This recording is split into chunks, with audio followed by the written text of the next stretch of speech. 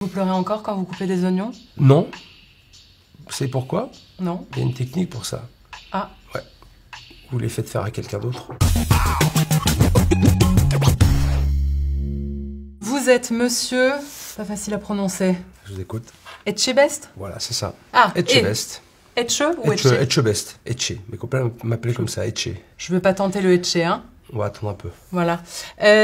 Ça sonne basque? Oui, très. Je peux pas vous proposer un poste aux Caraïbes ou une mutation dans le Nord, si? Je suis bien dans ma région. Je vis à Bordeaux. J'ai grandi et je vis à Bordeaux. Je vois que vous avez un restaurant, le 4e mur, au Grand Opéra de Bordeaux. J'ai deux entités au même endroit, à savoir la brasserie du 4e mur et la table d'hôte, qui est une table étoilée. Une étoile sur Google? Non, une étoile au guide Michelin. Ah, ça change le travail, ça. Ah, mais ça change le travail, bien sûr. C'est un objectif qu'on peut se fixer, que je me suis fixé. Faut pas que ce soit une contrainte, l'étoile. Mais je ne m'en rends pas malade non plus. Ces ambitions peuvent être liées à un besoin de reconnaissance ou finalement un plaisir au challenge? C'est plus, je pense, un plaisir au challenge. Et quand j'ai commencé ma carrière, j'ai eu cette vision, en tout cas, peut-être ce rêve d'avoir un jour une étoile Michelin. C'est pas comme ça que je vis les choses. Bien au contraire, j'ai évolué dans ma carrière par étapes, en travaillant toujours plus et en essayant d'être meilleur. Mais c'est très personnel. Et qu'à un moment donné, quand je me sentais peut-être prêt, je me suis dit, tiens, je vais y aller. Pourquoi pas aller chercher une étoile. Voilà, c'est venu comme ça. Mais j'avais pas d'objectif précis quand j'ai commencé ce métier, ni à être meilleur ouvrier de France, ni à avoir des étoiles au guide Michelin. Je vous cache pas qu'on travaille un peu dans le speed ici, mais j'ai l'impression que vous tenez bien au coup de jus. Le stress, vous le gérez comment? Je le gère au quotidien, je crois. Le stress, la pression, je vis avec, mais ça ne me perturbe pas plus que ça. Ça me fait avancer certainement. C'est pour moi ceci ou pas? Je sais pas, vous voulez maintenant ou après l'entretien? Parce que si je suis pas pris, j'ai pas l'intérêt de vous le donner. Ah, donc c'est un pot de vin. Si ça avait été un pot de vin, je vous l'aurais donné maintenant. Ça fait partie de votre CV quand même. J'ai jeté un petit coup d'œil quand même. Si vous voulez, bien sûr, avec plaisir.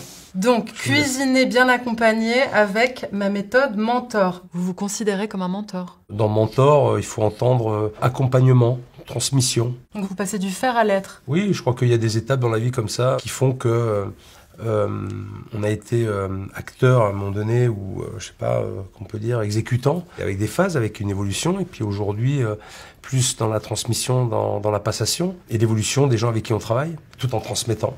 Si je vous propose de reprendre les 3 restaurants d'un groupe hôtelier 5 étoiles, mais sous les ordres d'un propriétaire, jeune, sans expérience dans la restauration, est-ce que je prends un risque? Là maintenant Je sais pas.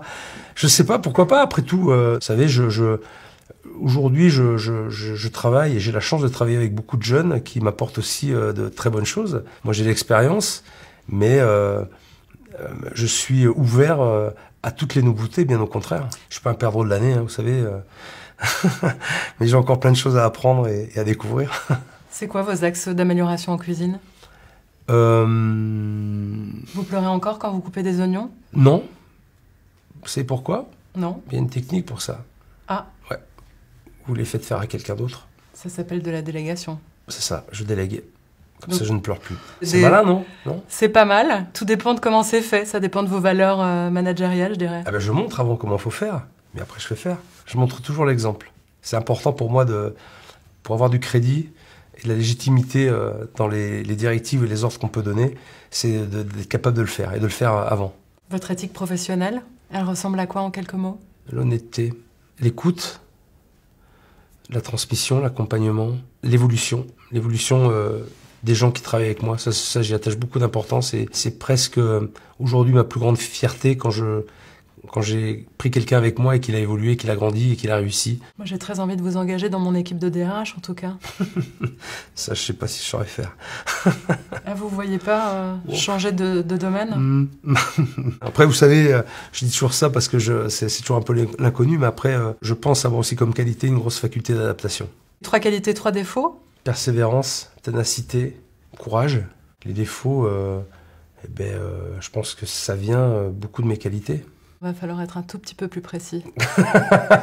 Si je parle de ténacité, peut-être un peu trop excessif aussi. On va toujours aller trop loin. Si je parle de travail, peut-être trop. Chez nous, la santé mentale est assez primordiale, hein. Les 5 semaines de congé par an sont très importantes. Moi, je prends. Si vous me donnez 5, je les prends. Ouais. Sans problème. Je sais pas comment je vais m'organiser pour ça, mais J'essaierai. J'aimerais bien. Vous prenez pas 5 semaines de vacances par an? Je crois pas. C'est pas douloureux pour moi. Je crois que j'ai grandi dans le travail avec cet état d'esprit-là, donc voilà. Ce qui va m'intéresser par la suite, puisque je vois que vous êtes un bon candidat, c'est ma capacité à vous intégrer aux équipes. Et je vous cache pas que votre réputation vous a précédé. On m'a dit Anne-Sophie, fais attention parce que c'est un sanguin. Mais là, je vous trouve très doux. Et ce personnage, quand même, je sais pas comment on peut le qualifier, gueulard, c'est possible? Ça, c'est vous qui le dites, gueulard peut-être. On va dire gueulard utile alors. Gueulard utile et bienveillant. D'où vient ce personnage, finalement? Mais le personnage avec la gouaille, il est venu forcément d'une émission que vous avez peut-être pu voir, mais c'est pas un rôle que je joue de toute façon, parce que la condition c'était que je ne joue pas un rôle, mais c'est la situation qui m'a mené à être comme ça. Après, c'est pas mon quotidien non plus, mais du tout. Je suis pas comme ça. C'est important d'avoir une grosse voix en cuisine quand même? C'est important d'avoir une grosse voix, mais c'est important de pas avoir à s'en servir tout le temps. Parce qu'à un moment donné, si vous l'utilisez tout le temps, la grosse voix, elle porte plus. Donc c'est pour ça que je l'utilise très très rarement. Dans 10 ans, vous vous voyez où? Je suis incapable de vous le dire. Ma carrière professionnelle, j'ai construit au fur et à mesure, en avançant. Donc dans 5 ans, je sais pas où je serai encore. Donc encore moins dans 10. Je termine notre entretien par quelques questions un peu plus rapides. Ça, c'est vraiment plus pour tester votre vivacité d'esprit. On y va? Quel aliment êtes-vous au travail et pourquoi? La crème. Pourquoi? Parce que je suis une crème. Si vous deviez choisir une chanson qui résumerait votre éthique professionnelle, ce serait? Welcome to the jungle, the Guns N' Roses. C'est pour nous faire plaisir, ça. Pas du tout. Frotte-manche. Parce que c'est vrai. Bienvenue dans la jungle.